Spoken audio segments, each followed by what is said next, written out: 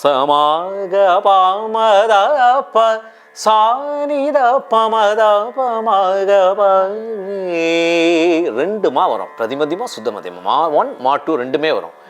இதே ஐடென்டிட்டி தான் யமுனா கல்யாணிக்கு வரும். போன எபிசோட்ஸில் பார்த்தோம்.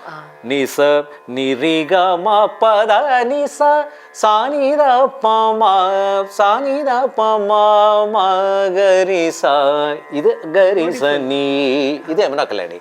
வேற சமீர் சமாக பாமத ப சானித பமத பம பம பிரிமாத பம் சின்னமா மகரி சமாகரி பாமத நிமாத மதனி மாத பமக.